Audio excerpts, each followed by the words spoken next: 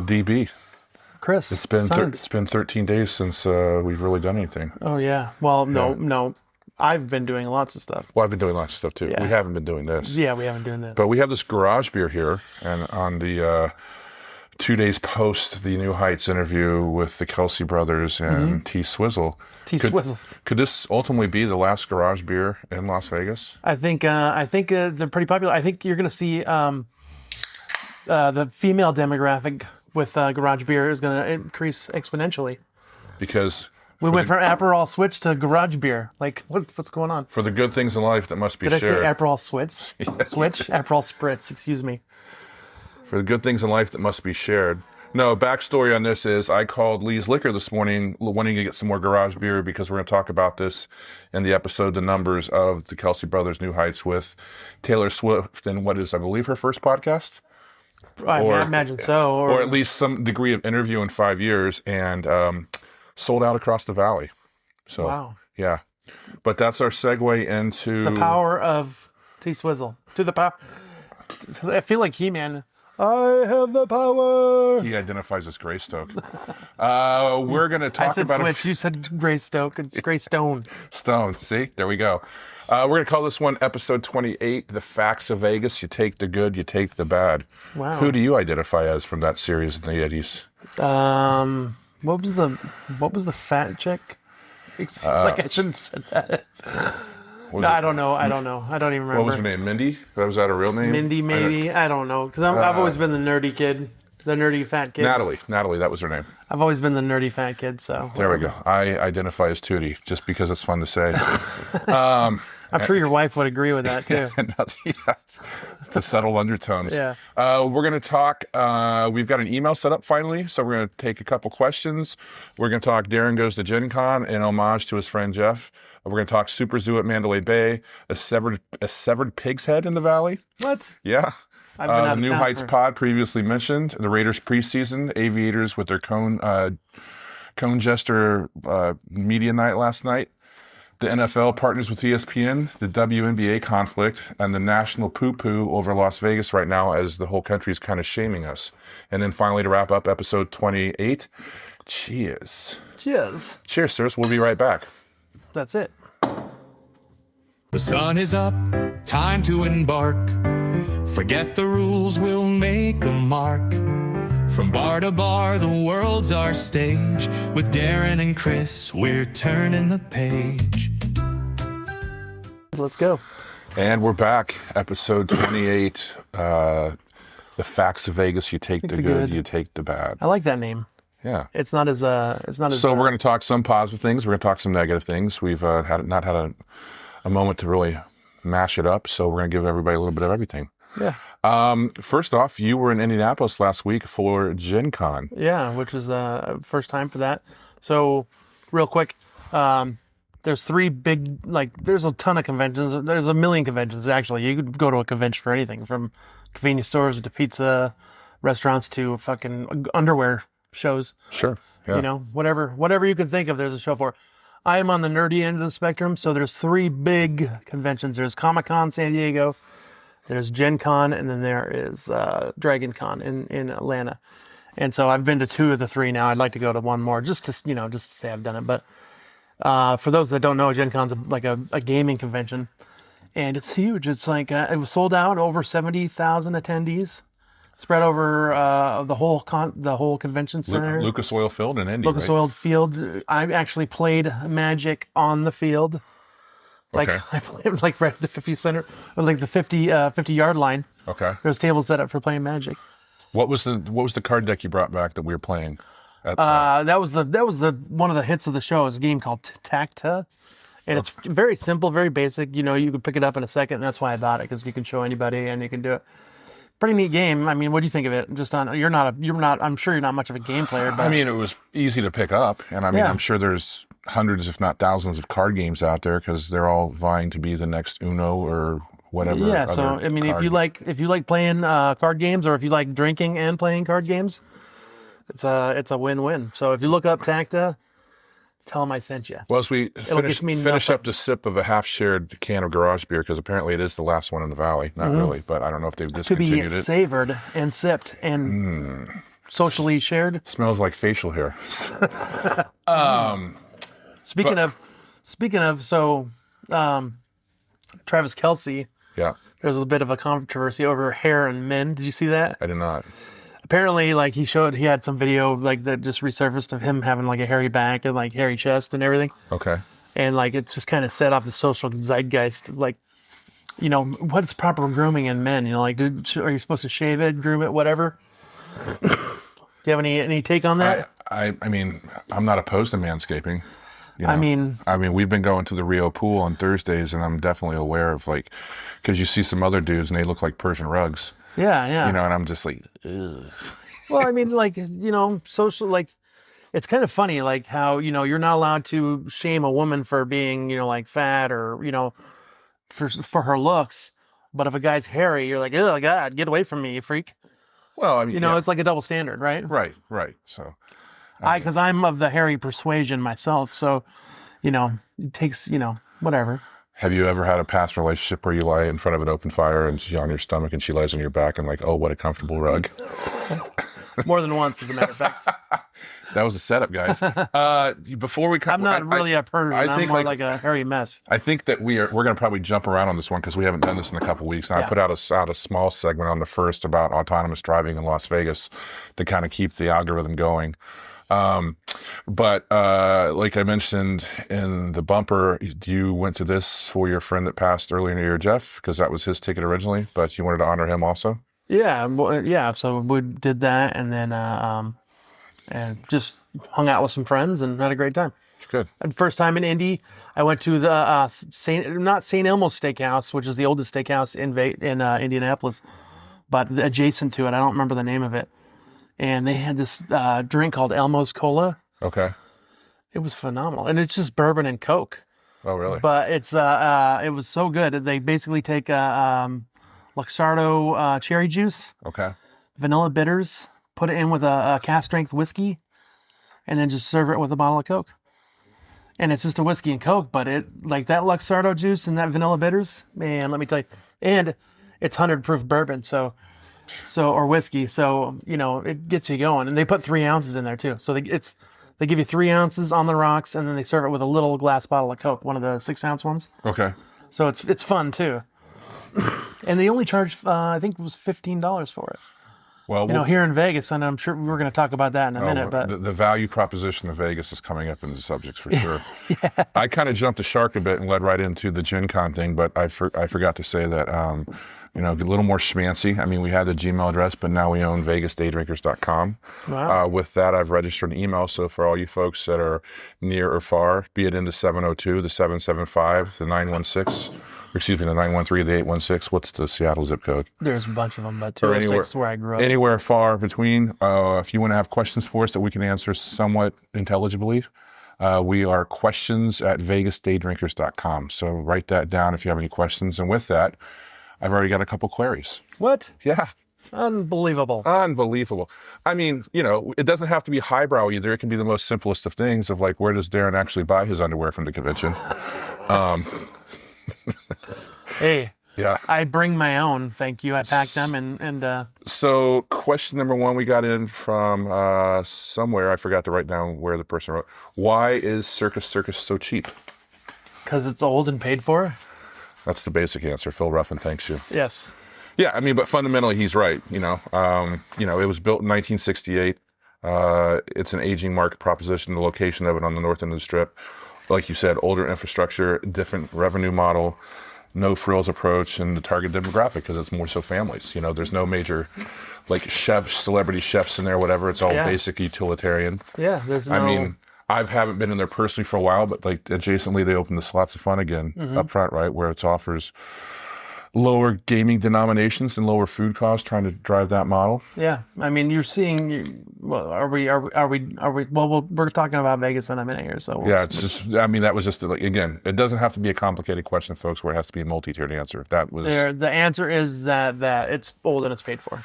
well, and Phil Ruffin, even though he quietly has baited it out there that the whole thing's for sale for $5 billion, and I don't think he's going to currently get that, but he did say that there still has to be a value proposition for people on the strip. Stickers over that. They just can't, keep raising the prices. Next question is, do you still get free drinks in Vegas while gambling? Yeah, as long as you're gambling.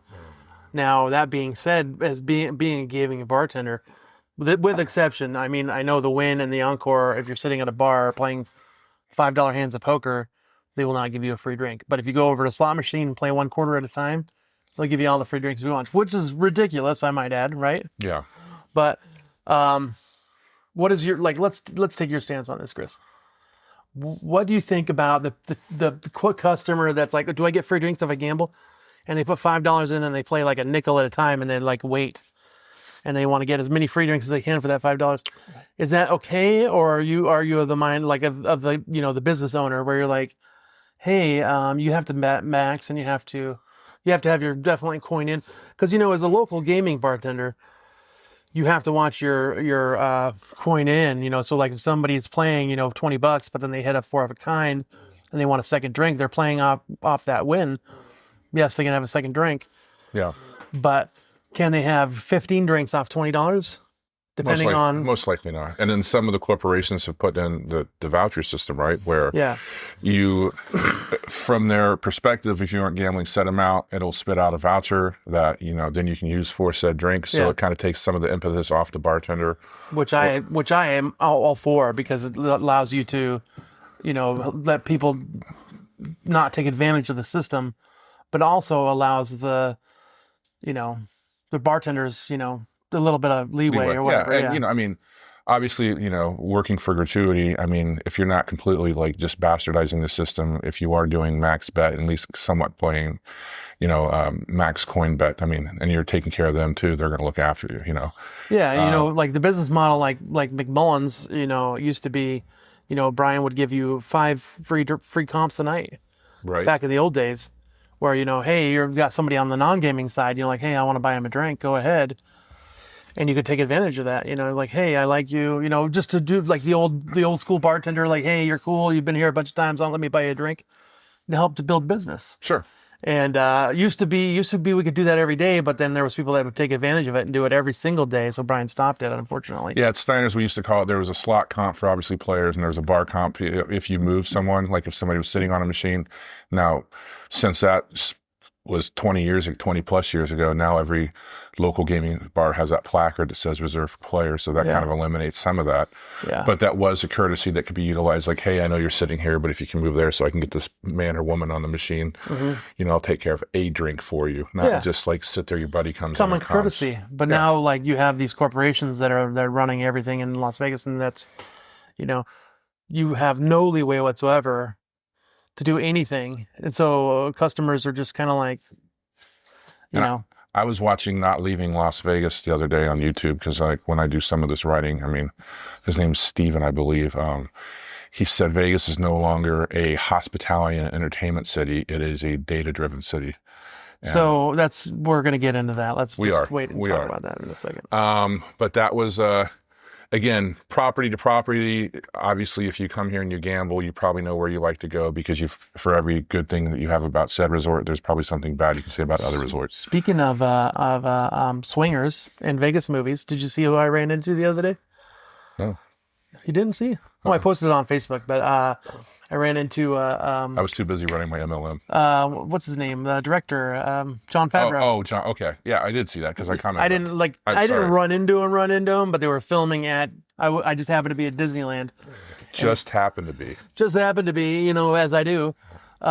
Hey, when you live in Sin City, where do you go to wipe the sin off you? You go to the happiest place on earth, right? Laughlin, Colorado River. Oh, no. That's dirt. Have you ever been to the beach there? There's like more cigarette butts and sand. Anyway, they do clean it, though. Is that a joke? No, it's for real, but they do clean it. Okay. They do clean it.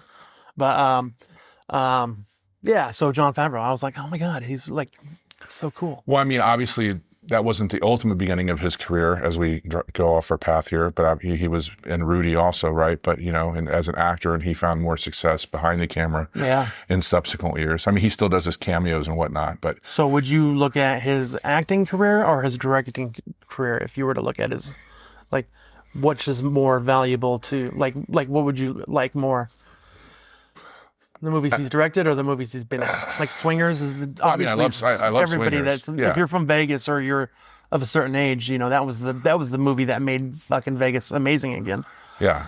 I mean, just if you look at his resume, you got to say at this point it's his behind the camera production work or writing. Yeah. You know. I wish I could have chatted with him, but I'm like, he's working, so I didn't want to bug him. I just took a quick pic and Right.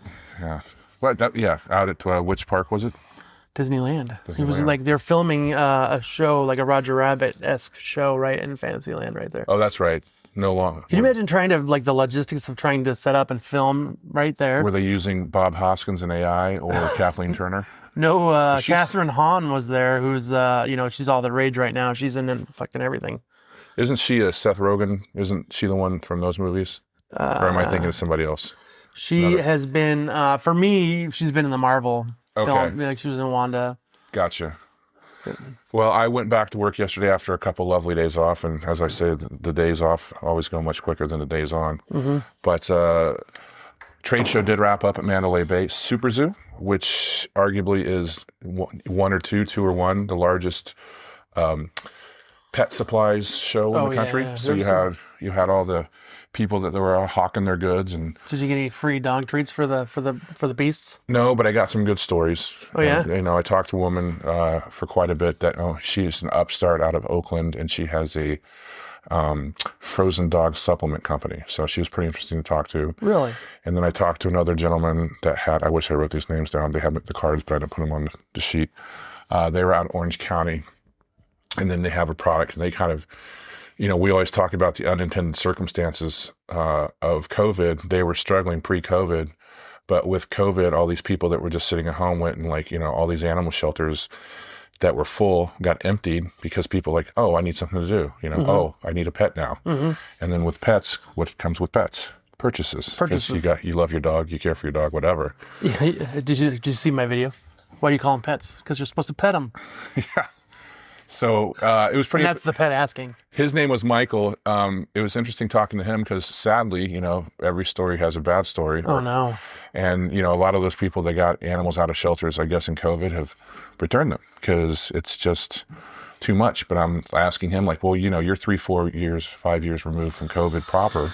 So just because they can't spend all day with them because they're not working, they...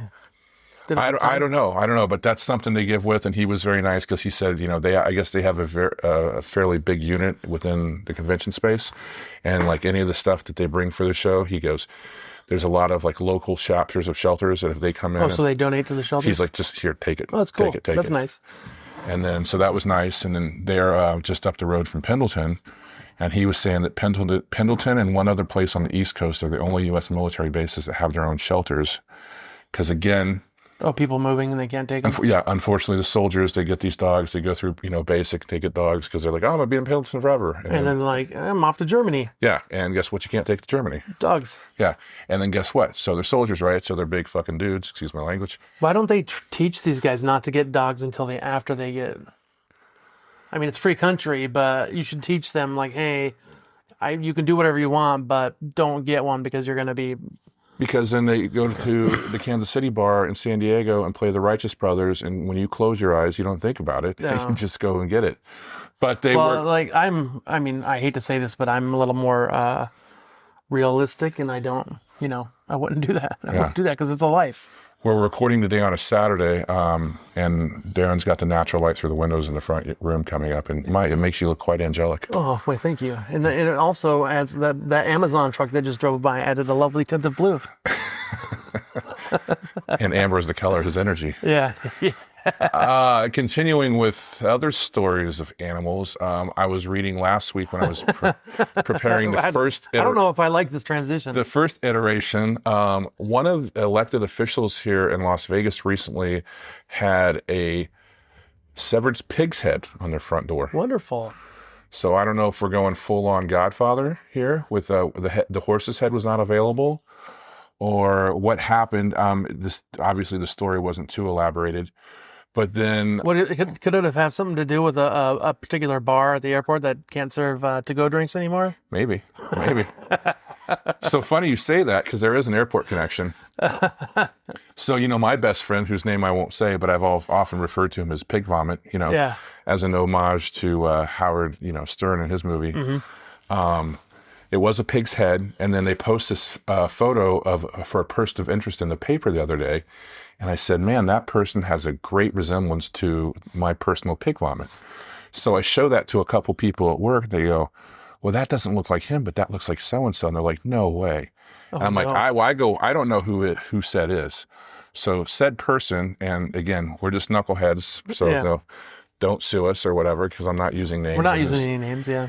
But they talked to said person. He goes, yeah, the police detective contacted me, because he goes, fundamentally, and I guess you're not supposed to do this either, he ordered a pig's head that was delivered to his neighbor's house, which apparently was a city official. Really? But he ordered it for an Asian soup or an Asian gourmet dish. Yeah, I mean, like, most Americans are kind of, like, grossed out by that, but, like, if you're from another country, they use every part of the animal. Sure. Where we don't. A pig's head, a cow's head. I remember at McMullen's, the Ethiopian restaurant across deli or whatever it was across the street gave them a cow's head because they don't use it, and they made pozole and all kinds of stuff. We're going to crack beer number 2. We're not sharing this one. This was just a quick impulse purchase from our friends in Germany, the Reisdorf Kalshi, which translates to Jerry's Village. So and speaking of Jerry's Village, the 49ers play the Raiders tonight at Allegiant. Nice. You have yours behind you, sir. Where'd it go? Oh, there it is. There it is. Hey, look at that. So long story longer, some of my coworkers reached out to this person that works at the airport, and he said he did in fact get contacted by police detectives, and he can't talk about the case, but I think they got most of it resolved. Really? Yeah. Well, they I don't want to sound like that guy, but aren't they all cousins? I mean, I'm really not trying to sound like that, but right? Yeah. Am I not right? Hey. And we are all cousins because we're all cousins of the planet Earth. And that's what I meant to say. Superman still in theaters. That's right. You got some new glassware too. Got some proper imperial pints, 20 ounces. Yeah, and I know how to pour a perfect pint. Let me tell you. Well, since it's a German beer, Kopf's good. So you got to get your schnoz into it. Yeah. All right, let's talk. That's delightful. Let's talk New Heights. Wednesday, the podcast came out. We talked about it in the bumper. Is she your hero? Not really. Chris? No. Is she your wife's hero? Oh, absolutely. Yeah. And this is great. She loves her. Yeah. That's not a true statement either. But obviously, I have no problem with Taylor Swift, whatsoever. I mean, good for her for everything she's done. Well, I still one of my favorite stats to say is before her Eras tour here a couple years ago in March, they opened up the grounds at Allegiant. I've said this in the podcast before, on the Thursday before the Friday and Saturday shows. And they just to sell merch, right? Just to sell merch, just to avoid the sheer pomposity of the event. $1 million in merch in 3 hours. I read somewhere that she affected the economy more than the current administration. I mean, you can't put it past her. I don't mean that in any type of just. So about 36 hours after the podcast / YouTube went live on Wednesday this week, and we're on the 16th of August, 2025. There was 379 million views on Instagram for the New Heights podcast. 61. So I'm gonna say that went up and over Rogan for the month. Yeah, for sure. I mean, well, we're talking. This might transcend the internet.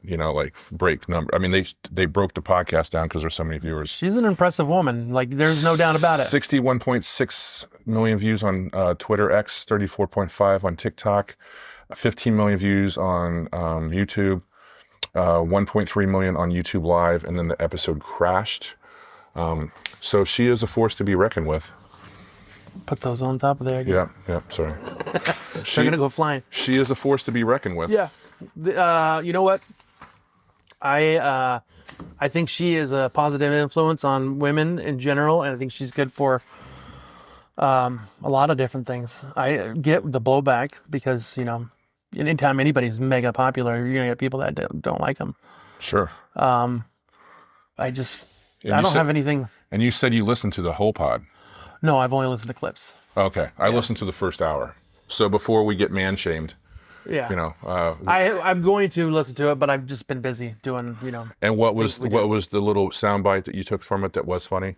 I thought that there was a couple of them, and I can't quote them unfortunately, but the one was like, she was referring to NFL fans needing more of her in their lives, and I'm sure she's like, I'm sure they appreciate this, so she does realize what people are thinking, and also the other one was pretty powerful to me. It was like she said something about your time is like worth more than anything, so treat it like that. Like, don't give people your time that aren't returning the investment. Right. And I was like, that's pretty. So a couple things I took from the hour that I did listen to.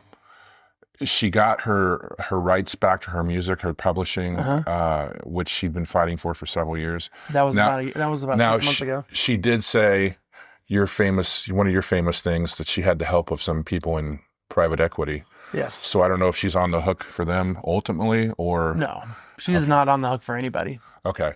But so she did one of the very smart things. What she did is she re-recorded all her original albums and re-released them as Taylor's version.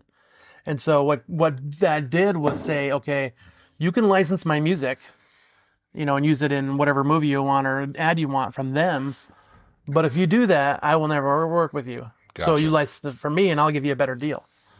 And so she basically took the money out of their hands and was like, you can do whatever you want with it now, because I own, I don't own it, but I have my own version. Yeah.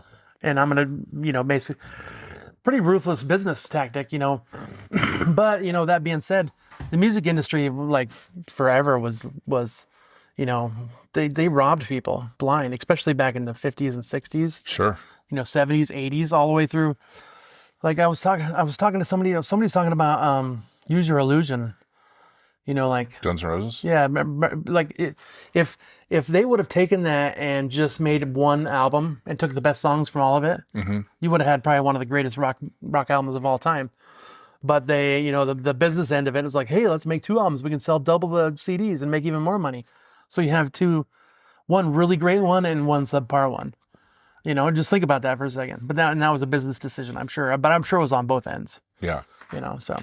Well, and, it's not on the talking flow chart here, but Savannah, I've been watching, a lot of people are chopping up right now about the Billy Joel doc, the 2-part doc on HBO Max. Okay. Which is pretty good too. And again, we probably know he's one of the great American songwriters of the 20th century. I have like so many music docs to watch, like the Beastie Boys one on Apple TV, the Bono one on Apple TV, now the Billy Joel one on HBO Max. What else should I add to my list? Let's knock those out first. Well, then I was like looking at a new app, and I didn't know that there was a Christopher Reeve doc from DC Films. Was it last year? Have you seen that? Parts of it. No, I haven't watched it. Okay, before we I don't spend a lot of time watching TV. I'm working or doing stuff around the house or catching up on things that I want to watch. Before we squirrel ourselves, the other thing I remembered from Taylor commenting on never taking herself too seriously was that when Travis was being overly happy with her, and whatever, and it's like, he was like, yeah, babe, best songwriter ever, and then she'd quip like, says the artist boyfriend, just kind of like, okay, Travis, enough, Yeah, that's so funny. But obviously they have a lot of people talking about this episode this week, including us, and where people are trying to say that they're using each other. It's like, athletes have dated musicians forever, Yeah, so it's not anything new or different. It's just the latest iteration. It goes along with the whole, all actors want to be musicians and all musicians want to be actors, so there's a crossover there, performers are athletic and maybe not, well, to the level of these superstars, these football players, but and Darren, what woman, I'm going to catch some shit for this, but when you're in high school, what all the girls wanted to bang the quarterback, right? Right. It's just a thing. Yeah. And Travis Kelce, and both those guys they're like, as far as I'm concerned, they are like Bo and Luke Duke. They're like the good old American boys, Sure. Every guy wants to be those guys. They are rich. They can have anything they want. They do nothing but have fun. Sure. So my quip on if everybody wants to bang the quarterback, somewhere is Chad Kroger crying because he is Nickelback. He's a fifth of what they could be. I used to make this stupid joke about all the fucking. Is there a Pennywise? Is there a quarter something? But then like full circle. 50 Cent? But then full circle. Travis Kelce is Ty banging, Dolla Sign? Travis Kelce is banging a rock star. So there you go. Yeah, exactly. There. Raiders preseason. We talked about it quickly. They play tonight. The 49ers at home. So NFC West matchup. Pete Carroll back or in the building for the first time. They were up in your home city last week to open up the preseason. Pete Carroll going against his previous team, the Seahawks. And Joey should never bet the home team. Don't ever do it, Joey. Yeah, Joe. Just saying, Joey. So yeah, if you can't smell it, the college and NFL season is amongst us. I've been doing some short snippets on TikTok, so I've put together a lead magnet for you guys of all the great places, be it on the Strip, Fremont Street, off the Strip, local bars. If you go to football /drinkinglasvegas.com, it will be a nice curated list of places that if you come into Vegas or if you live here that you can watch that you maybe don't think of all the time, because one of your many, with both of us having 20 plus years in side hospitality. Hustles? Yeah. I was going to ask you about that. Like, is that because you're a sports guy, is that like, and it's totally 90s thing. Like they have a hustle, everybody's got to have a hustle. Yeah.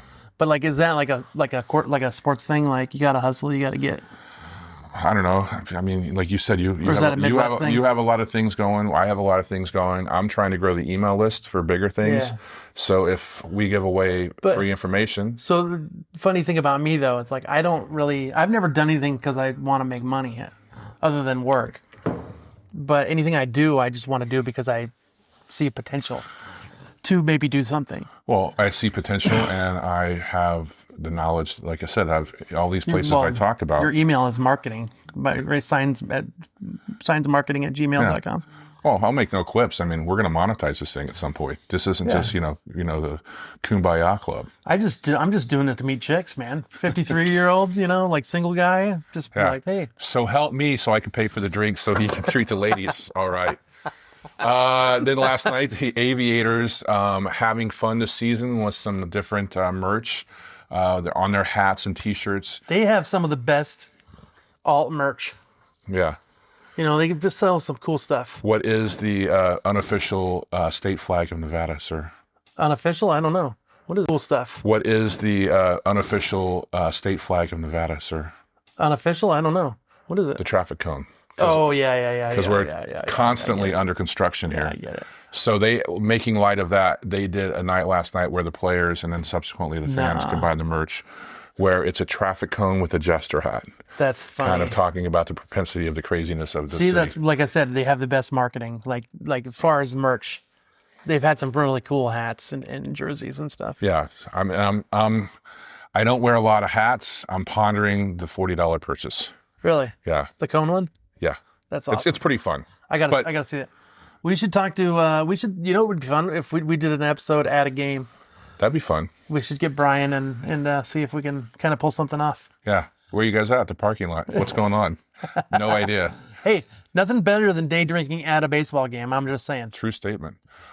Speaking of day drinking, what do you think of this German Kolsch from the hinterland? It's nice. I quite like it. No, I will say that I went to speaking of Gen Con earlier, I went to the Star Trek convention, and our boys at Neon Desert Brewing had made the official con beer, and it was not a one-off. It was their Hefeweizen, which you and I both agreed was probably one of the best Hefs we ever had. Yeah, it was. I mean, in the traditional German brewing tradition, it was, tasty as they belch. Pardon me. Yes. I've been on. I mentioned this before we started recording. So obviously from Germany, but one more for the ditch, as they say. Yeah, Freen Brothers Brewing out of Oregon, I believe.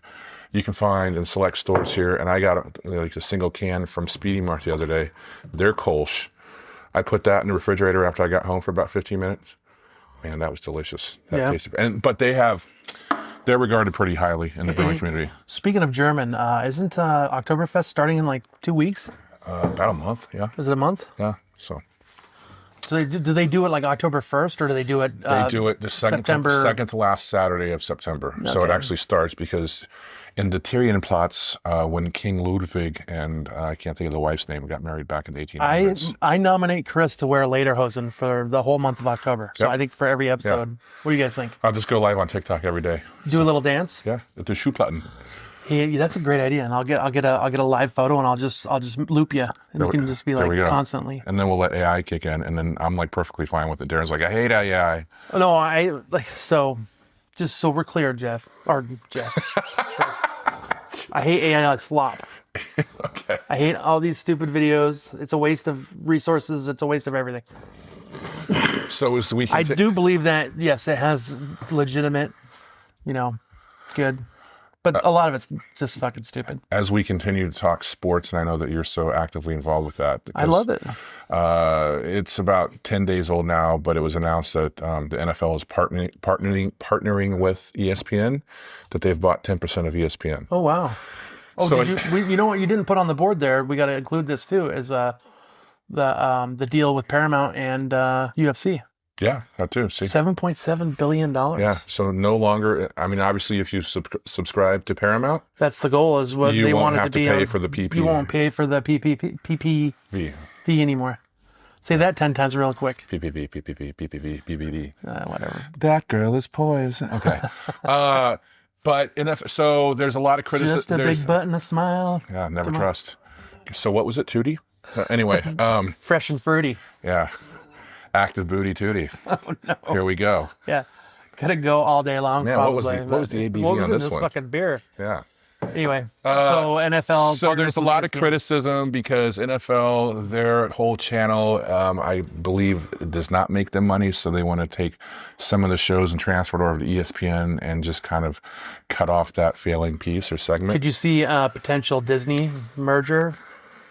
I mean, that's even bigger, but then they're complicit, right? Because now your talent, if you openly criticize the NFL or something, a decision Goodell's made, and then he calls, ESPN's office is like, wax Would it be that. funny if we got basically all these streaming platforms and all these things to combine into three or four major streaming? Basically, it's kind of what's going on. And then it's just like the old days where it's just 4 channels. That's all you can watch. Well, and then you that's have what to they're pay for all talking of them. about too, is because what's your boy's name at Disney? Bob Iger. Bob Iger, wants to monetize it, and that's what they're talking about. Because now suddenly your ESPN goes up. You have Hulu here, you have Disney here, you have ESPN here. Then you package it, and now you're at $29.99. But now you just said Paramount, but Paramount's got their app, but now they're doing PPV. But you're not going to get that just because it's. So you're going to basically run down to ABC, CBS, NBC. Yeah. You're going to have the big 3 again. I mean, and then CBS is Paramount. Sure. There's just a lot of spinning plates right now. So all these companies are going to merge into 3 companies, just like the good old days when you could only watch 3 channels. Yes. And it's going to be the same thing as we had all along. You're just going to have to pay for all 3 of them instead of getting them free like we used to. But yeah. With advertisements. Yeah, more content than ever. And Now we'll have to pay for it and get advertisements. Right. Which is even better. Wonderful. Yeah. I love this world. Last talking point in sports before we go to the big shoey one, the WNBA conflict over the last 3 weeks. Oh, Caitlin Clark are we talking about the green dildos? We are talking about the green dildos. What is up with that? Again, what's up with the hate of women? Taylor Swift is mega successful. Right. And Caitlin Clark's even worse, I think, because even women hate her because she's competitive. So when I started... women are very competitive. They are. When I started looking this up, I was like, why are they green? From what I heard a blurb about this, it was something to do with crypto coin. Yeah, apparently there's a new cryptocurrency. Like crypto bros? Yeah, there's a new cryptocurrency out there, and its trading sign is dildo, or an abbreviated version. And so to make the market aware, they... Start throwing dildos onto the court? Yeah. What a way to make money. Hey, buy my coin because I'm going to throw a fucking big cocks on a basketball court. Yeah. So what kind of world are we live in now, Chris? I don't want to sound like the old guy that is get off my lawn, but really? Green dildos on an NBA court so I can make money? Right. And I'm not saying it's right at all, but it has, for that 15 minutes, it has everybody in the country talking about it. Because it didn't just happen once as one isolated moment. It's happened 5 or 6 times now, I Well, I hope that the WNBA finds whoever does it and throws them out and bans them. think. Oh, I think, yeah. Is that what they're doing? Yeah. And as far as Clayton Clark, I listened to, I think it was Bill Maher this week. Do you listen to Bill Maher's show? I haven't, because he's just back on air, right? He's been on his, So Stephen A. Smith was on with racist grandpa, Dr. Phil. Yeah. And he talked about how much money they need to defend her, not put her down, because how much money she brings. He was like, they went from buses to private airplanes when she came into the game. Yeah. So like, you need to protect your moneymaker. It's like saying, hey, I'd rather ride the bus. Sure. You know, like, and not, you know, you still have to be competitive, but not to the point of, you know, like, hey, I want to fucking take her out of the game. Yeah. That's stupid. Well, and then I think, you know, and the rational point too is obviously the league has grown leaps and bounds in the last 10 years, and good for it, right? And I've gone to games and I enjoy them. And, you know, so like the reason I don't particularly play sports or even like sports for, like, when I was a kid, I remember, like, I was a baseball player, and I remember getting charged at first base. You don't charge anybody at first base. Yeah. But the dad was like, kill him. And so I had my foot off, you know, just touching the side of the base, getting ready to catch the ball, and the kid fucking nailed me. You know, you don't stand on the base, you know, in the way. You step to the side, and you put your foot on the side of the... And the guy fucking nailed me, and I wasn't even looking, knocked the wind out of me, and I'm like, what the fuck was that all about? And then years later, I was playing a flag football, and this guy, he's like, you never been tackled for real. And I'm like, okay, bro. And then this guy fucking like just tried to murder me, and we're playing flag football for fun. You know, and I'm like, so that's some of the ways some of these people take the game. And I just, when you say game to me, it means fun, competitive, trying to win, not murder them. You know what I mean? Like, there's a certain level of competitivism that's unhealthy. Well, and that's like, that goes up the line too, because these parents now with these competitive natures, if their son or daughter's in a sport, it's like, you know, they have to be the best. And in the off being season, the best is not killing people. I understand that, but taking out your top competition, that's not being the best. That's being... I'm not saying it is, but I'm just saying it's like that mindset comes, you know, early on, because you know, you have parents that but it's wrong. It is positioning their 11-year-old to be like, you know, they're like spending thousands in off season to go to quarterback throwing camp or, you know, shooting camp or whatever. And it's like, it's the wrong message. You know, speaking of, that's why I brought Tacta. So we can play, you can kill me all you want in that game. Yeah. Murder me. Well, the last point I have about the WNBA is I believe if it's not coming up or it's ongoing, is their collective bargaining agreement, and where the girls are saying, women are saying, you know, we should be paid what the men are paying. I mean, I get that, but that's not where that league's at. Well, I also read that, and I think Stephen A. Smith said the same thing. He said that the WNBA loses money annually to the tune of like $50 million. Yeah. So, yeah, you know what? Pay us what we're worth, but that is what you're worth, because you're losing money. Right. So, well, the revenue is just not there yet. The revenue's not there. So what the NBA is banking on is increased revenue streams. So they're spending money to make future money. So that being said, I'm all for paying women just as much as men, but bringing the money, right? Yeah. If you're an investor and you're like, okay, I'm going to spend $500 to make $5, that's a terrible investment. So they see the potential. So let's earn that potential. So one last thing before we talk about the big subject. Didn't we have didn't the Golden Knights? We didn't talk about that either. You know how the NBA is doing, like they've always done like the fashion thing. Yes. And the WNBA. Yes. Didn't you say that the Golden Knights are now, or the NHL was doing the same thing? In their new collective bargaining agreement, they no longer have to wear business attire. Business attire. They can wear their own personal design. So they're gonna be fashionistas now too. I mean, if Carlson doesn't dress like a Viking every pregame, I'm gonna be upset. Can you imagine like some of their costumes? Like, do you think they're gonna be like country? Like they're gonna have like a guitar on the strap on the back, you know, and like. You never know. I mean, I can't think that the NHL's like Gary Bettman's going to allow them to get that crazy, but I mean, personal preference. And then, you know, if you have Houston come in and say, hey, we want to, dress you, or like, I'm watching an NFL quarterback right now on Netflix, and Burrow has his own. How much shaming do you think they'll get if they go for the fashion route from their fellow players? Because those are guys. Those are just fucking down home boys that don't know nothing but playing hockey. And Well, I mean, maybe they're wearing Carhartt and Stetson. I don't know. you never know. One last subject before we go to the big subject, before we go to cheers to wrap this up. We have a big subject. We have a big subject. Oh my gosh! So, do you know what Kalshi is? Kalshi? I saw you posted about it. It's a trading platform. So there was a bookie that lives in California that was telling me about it. So is it is it like a New York Stock Exchange, or is it like a? It is officially acknowledged by the Trade Commission. So let me read traded? this. Okay. Kalshi will claim that it's not offering sports gambling. Kalshi will tell you that the court is a designated contract market regulated exclusively by the Commodity Futures Trading Commission, and is merely operating a prediction market that permits the buying and selling of commodities, contracts, or swaps on sporting events. The lawsuit, which multiple states have, including California and Nevada, while masquerading as novel commodities and futures products, these events contracts are substantively nothing more than illegal, unregulated wagers on the outcomes of sporting events. So this gentleman's take is... Did you see my eyes roll in the back of my head while you were saying there? I was like, I hate lawyers. But kind of seguing into what we're going to talk about with Vegas and the poo-pooing in the national media right now is... This is because it's backed by the Commodities Trading Commission, is available in all 50 states. So fundamentally, so it's something yes, it's not a sports book. Yes, it's not an app, but you're wagering on future events, including any sporting event. So basically, it's the cryptocurrency of sports betting right now. It's unregulated. It's new. It's something that's going to be regulated eventually. Yes, and they're trying to skirt the regulation right now. Correct.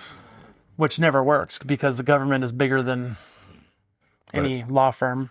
But it's backed by the Commodities Trade Commission. So that is. I mean, if you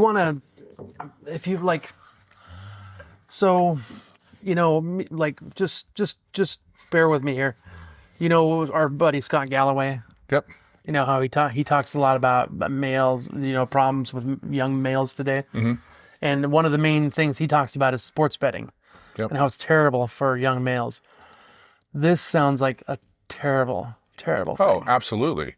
Yes. But not only for young males, but also like for anyone of the 13 or 14 states now that do now.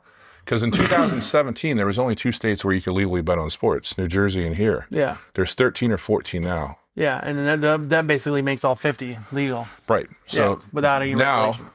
Let's just chop to it and talk about the poo-pooing of Vegas right now, because everyone's been... shaming us. It seems to have picked up national attention now because the numbers continue to be down. So for me, it's a simple matter of this. This is my thing with Vegas, and there's a thing in the internet. It's called the pylon, and it's where everybody just decides. Like one post gets a lot of clicks, so everybody starts saying the same thing. They start shooting misleading videos, a la like, hey, I'm gonna walk down the strip at 4 a.m. and say, look how Vegas is dead. Yeah. And then it gets even more clicks, and then it gets picked up by the national media, and then it gets people talking. And usually the way our system works nowadays is fake outrage is all the rage.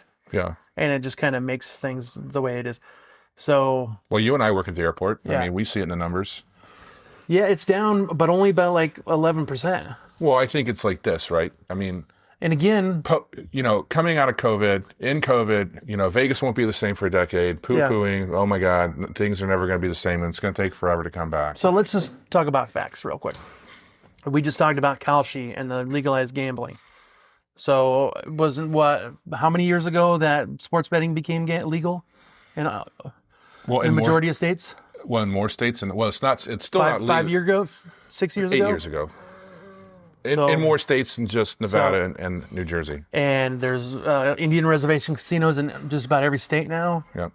So look at numbers, and I'm sure there's a correlation between the amount of Indian reservation casinos that are open and sports betting in those states. And I can guarantee you that if you correlate the traffic in Vegas to the traffic to those casinos, you'll see a direct correlation. I'm going to guarantee that. that's one of obviously the bullet points in this whole conversation. Yeah. Is like, more so than ever, there's more sports betting apps, there's more casinos available, and you and I both know that if you're a hardcore gambler, you're not going to get on a plane and fly to Vegas to make a bet. You're going to just do it in your house or right down the road.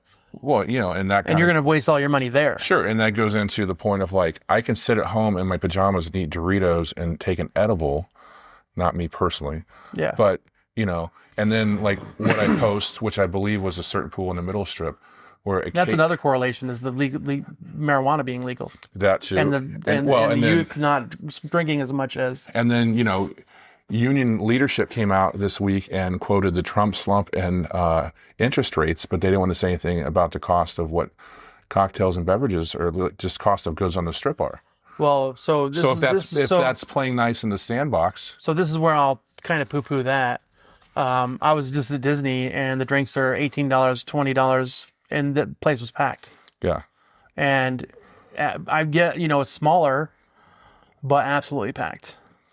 And so, I go to South Point to watch movies all the time, packed all the time. Drinks are cheaper there, granted, but I just don't see. I see it just being a multi-pronged thing. Like I see it being international travel because of Trump's policies.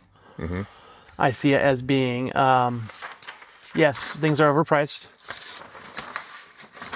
And I see it because that's like, I hear that complaint constantly at the airport. Like, oh my God, you only charging me $12 for a beer? That's the cheapest beer I bought all weekend. You're like, oh my gosh. Well, I mean, yeah, it's a multi-tiered poo-poo perfect storm of events. It's Trump slump, it's inflation, it's interest rates, and it's people just it's all the above. Tired Plus, of getting gouged. If you're from California and you used to pop over here for the weekend, but now you have to pay $80 for parking your car for the weekend. Yeah. You're going to be like, but I'm not going to go once a month. I'm going to go every 6 months now. But I made that post yesterday. It was reposted from Vital Vegas. It was reposted from whoever the kid was on Instagram.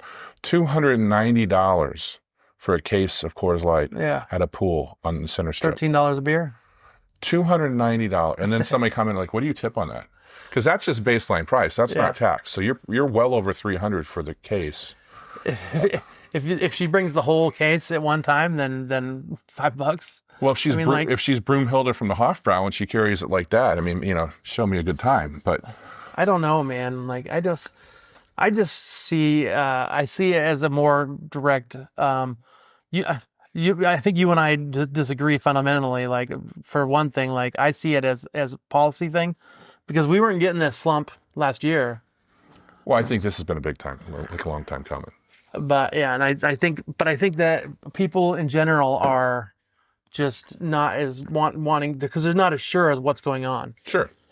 And, if you're not in the political world and you're not I don't want to say ignorant of it, but just you don't pay attention to that kind of stuff, then you're gonna be like, yeah, everything's fine. But if you do pay attention to that stuff, I think you'll be like, I don't know if I want to be out spending money right now. Yeah. So. It's just it's multi-pronged, and this is the other thing too. Well, we agree that it's multi-pronged. This is the other thing too. Vegas for years was like families, and they built attractions. I used to work at one, and that invited families to come to Vegas, and they've gotten pretty much rid of all that. And now, what's going on right now? Summertime. Kids are out of school. Where do you bring your kid? Do you bring your kids to Sin City and have them smell weed all across the strip and like people handing out like the hooker cards and everything's a hustle? Do you bring your kids to that for vacation? No, you don't. No. So I would say that would be another reason we had this slump. I think Vegas could. You know what I was going to talk privately about this, but we can talk about this right now. I think Vegas could use like a Disney model. Where they take the whole strip and make it like a historic district, and get rid of all that fucking BS, like the weed smoking on the strip, the card holders, the people scamming, getting the photos, and kind of cleaning up that aspect of it. And then and I think the other thing would be, it sounds crazy, but maybe like a Netflix-ication of Vegas where you have like an annual pass. We're like, hey, you can stay at this tier hotel, pay a monthly fee, Yeah. and you get to stay here. You just got to pay yearly. Like you have to pay $1,500 or $2,000 a year, and you can stay X amount of times. You know, kind of make it like a timeshare vacation, but have it be a yearly thing, and just increase the quality of service, and decrease the bullshitification. You know, the fees, the hidden junk fees, the scams, this and that. What do you think about that? I mean, obviously it's tiered pricing, and you know, I think you saw Everybody's going to that now. Mailman's post yesterday, like how he used to go into Disney World, and you know, you got a 5-day pass, but then you had to consume. You used to be able to just, okay, I only use 3, I can use it again next year. Yeah, you know what? When the first time I went to Disney World, I bought a 10-day pass because it never expired, and we're like, hey, we can buy a 10-day pass and we can use this 3 times. You know, we can come for 3 days or 5 days or 5 days or even going back to gambling. I mean, even if the drink vouchers, you know, drink vouchers, okay, I didn't drink what I, you know, earned in comps this time. You put them in your wallet, you come back in 3 months. Now it's like not within 24 hours, it's void. Same thing with the cash out vouchers, you know, you can put it in your wallet. Okay, I have a $100 voucher. Oh, if I don't cash that in 90 days, it's void. I think they could use like a cruise ship model instead, where you have these high-end restaurants where you can opt to pay for, but then if you say, hey, we're going to be all-inclusive, you're going to get the buffet, you're going to get free Bud Light, you know, Miller Light, Coors Light, for all you can pay, all you can drink for, you know, a certain fee. Well, didn't Plaza try and do that this summer with the $109? Like it's the room, it's a, it's a wristband. Yeah. But then I've talked to a couple people that did it, like they're like, because it's kind of like decap it. I mean, I don't expect that you're just going to go down there and eat 10 fillets, and I don't think anybody that's realistic would. Yeah. But they're kind of like, you have to go to, you know, a certain venue or whatever, and it's just. Well, that's what I'm saying. You go to the buffet, you don't get to go to the steakhouse. Right. Unless you pay, you know, an extra fee. I don't know. I'm just spitballing here. Well, yeah. I mean, I think honestly, I think that my take on the whole thing is that it's a lot of like a percentage of it, say 10%, 12% is political. I'm going to say another percentage is families. Families don't come here on the summers anymore because there's nothing for them to do.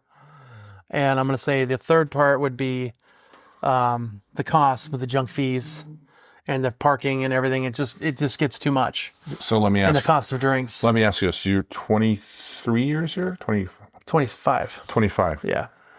We've both been a few iterations of the ups and downs. Yeah. You know, you take the good, you take the bad. So is Vegas dead? Absolutely not. It's a city of entertainment. 100%. Why do you think they're reinvesting in sports and trying to recreate themselves? You have the perfect city where you can go out to phenomenal dinners. You can go to the clubs. You know, if the NBA and the NFL and the MLB are smart, they will schedule a Chicago weekend where you have the Bears here, the Cubs here, Pittsburgh, whatever. Seattle. Where you'll have like a Thursday baseball game, a Friday basketball game, a Saturday hockey game, and a Sunday football game, and you can come for a freaking all week sports extravaganza. Well, and to your point, if it's like a set cost, so you know, like you're not going to get here and just you know, I'm not going to get hustled to go to the strip club. I'm not going to get hustled by the vendors on the strip of Fremont Street for a photo op, and it's like you want to give them $10 and you think that's more than gracious enough because we literally go like this. Yeah. And then they're like, no, that's not enough. You know, I do think that Vegas needs some type of, like I said, whether it be taking the whole strip and make it a historic district, cleaning up. Like, why do you think I go to Disney? Because when you're on campus, there's no BS. So do you think there's no people smoking weed? And I've said this before. Do you think it behooves Vegas to make the whole strip just pedestrian only, so you can kind of control some of that mechanism more? Like I said, make it a historic district, clean it up. You know, I mean, I know the taxi cab authority and rideshare might dead. not like that, but They're dead. Yeah, they're dead. Okay. They're gone. They are the coal miners of Las Vegas. Yeah, they're gone. Like Zook's taking over, Tesla, whatever. So are you sorry, calling guys? The taxi cab authority Sissy Spacek? yeah, the coal miner's daughter. Yeah. But I've thought this for years since I even moved here. I think Vegas could use kind of like a not a cop, but like a bigger body that would go around to these hotel casinos and grade them and say, hey, you get an F on service, but you get an A on room cleanliness. You get a B on, not a health department, but like a third party where kind of like, you know how we've worked in the restaurant business forever, like where you would have secret shoppers. Sure. That would go around and they would grade you on what your steps of service, whatever. But I think Vegas, unfortunately, Vegas isn't Mr. Smith Goes to Washington, and as much as I like that idea, it sounds like it's already bound for corruption. Because like, hey, come over to Venetian, Darren, because we're going to take care of your room and dinner, and like, oh, by the way, we get that good grade. No, have it paid for by the city as a nonprofit, and you're not allowed. You pay for everything cash, and there you go, and that's your reviews. And yes, I get it. It could be corrupt, but if like you just have to have an independent body. Yeah. You have to have maybe not hire people, bring them in blind, have them write reviews. Sure. Aggregate it, because right now what you have is a series of social media influencers that are telling you that Vegas is dead, but meanwhile they're making money off of it. I mean, Vegas Pauly C went and bought his own shirts, Resorts World, and gave them out to people. That's funny because they weren't selling. When you have somebody monetizing something and telling you that it's this, then do you take them for their word? Right. Well, and I think some of them tell you that is a paid advertisement, or if it's a product that they're talking about. Yeah, but they don't have to. If they are, then they tell you. But if they're not, then anyway. Which is probably a good stopping and chopping point. And again, if you guys have any thoughts or comments on this, I mean, hit it up on social when you see it, or hit us up directly. Not that that's not directly at vegasdaydrinkersclub.com. One last point though. Vegas will never be dead as long as it's Sin City. If you take the sin out of the city, it's dead. Yes, and on that is the entree, the buffet of this episode. We'll be right back with dessert. Bam. That's an hour. The neon signs, they light our way, from liquid gold to Cabernet. We're laughing loud in the desert glow, with mighty sips and tales to throw, where it's always fun. And we're back. Yes. Yeah. Well, that was quite the middle part of this episode 28. Well, that's what you get for not letting me talk for 2 weeks. Yeah. Talk soup. Back in action. Give me one more beer and it gets crazy. Yeah. Fortunately, I have to go to work. Yeah. Let's wrap it up. Cheers. Season 1, episode 20. Someone single, someone blue. Let me read the epilogue here. In this episode, Diane finds herself entangled in a marriage proposal, but not the romantic kind she's dreamed of. Her wealthy, old money mother, Helen Chambers, unexpectedly drops by the bar with an announcement. Diane must marry someone from her social circle or risk losing her substantial inheritance. In an act of desperation, Diane turns to Sam for help, suggesting they could enter into a sham marriage to appease her mother. Sam, ever the charming ladies' man, is intrigued, though his enthusiasm is more about the perks of the arrangement than any noble gesture. As the two dance around the idea, the rest of the bar regulars can't resist weighing in with their own humorous takes on love, marriage, and money. Ultimately, the episode plays out as a witty tug-of-war between romantic ideals and financial reality, all wrapped up in the snappy banter and chemistry that made Cheers famous. I enjoyed the episode. Can I just say that classic sitcom, you learn in 30 minutes or 25 minutes that we kind of already knew Diane was rich because of her social this, but it literally like wraps up this arc. Nowadays it would have been a whole season arc. Sure. In 30 minutes, and you're like, wow, that was quick. But Coach stole the show. I think he had one of the funniest moments when he's like, I knew you guys were going to get together when you hired her. He's like, how'd you know that? And he's like, we were never going to get together. And he's like, I knew that too. What the fuck, Coach? Yeah. But the closing of that show where the butler was like, I've been embezzling you for 25 years. And she's like, eh. And he's like, would you mind driving? And she's like, kinky. And I'm like, oh my fucking God. Like, you could not do that nowadays. Nowadays, it'd be a legal drama. You'd be like, what? You've been embezzling my family for 25 years? That's my money. I want it back. Oh yeah, the machismo of Sam Malone in season 1. I just kind of like go back and laugh as we talk about old man get off my lawn, whoa, Yeah. this and that, and you're like, there's some definitely zingers that go through. As I think we're 2 or 3 episodes left in the first season. Yeah, I think too. It's I mean, 22 seasons, you can feel it building. It is so funny because the show was panned. Like it was like low, like one of the lowest ratings shows at the time, and it wasn't. They did not expect to get renewed. Okay. And so, but like if you, in hindsight, you look back and you're like, this is amazing. It's so good. Yeah. And it just wasn't working in the first season. And I usually watch it. When I watch it now is, after a day at work and I come home and just take off the shoes and relax. And it's just kind of a literal, like warm, fuzzy blanket, after it's not necessarily a difficult day, but just, it's something that's recognized, something nostalgic, something's true. And just like an old friend, Yeah. So, on that, we haven't said it in a minute. What are we saying? Sip, socialize, shine. Oh yeah, cheers. Or sip, see, now we just talked I about should it. never day drink like on a Saturday afternoon when I got shit to do. Because then I don't ever want to do anything but drink all day. Or sip, socialize, and be more interesting, which this episode definitely was. So I think this might ring in true as our longest one after we chop it up. But again, questions at Vegas Day Drinkers Club or VegasDayDrinkers.com. If you want to comment or hit us up on social media, like, subscribe, comment, tell us we're smart, tell us we're dumb, tell us you love us, tell us we're numb. Yeah, I like that. Yeah. It's most of my life. Next time. Yep. Cheers.